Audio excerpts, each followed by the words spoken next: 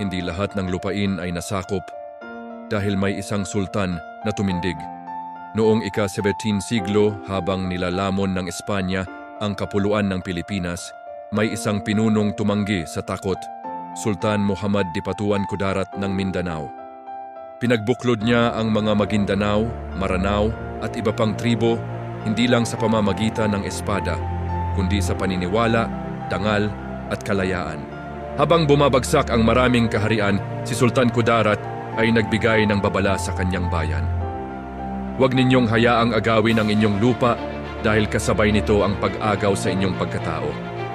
Paulit-ulit siyang sinalakay ng mga Kastila, kuta ang gumuho, dugo ang dumanak. Ngunit hindi kailanman nasakop ang kanyang diwa. Sa loob ng halos 40 taon, siya ang naging pader ng Mindanao laban sa kolonyalismo.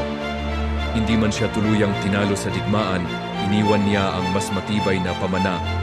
Ang aral na ang kalayaan ay ipinaglalaban, hindi ibinibigay.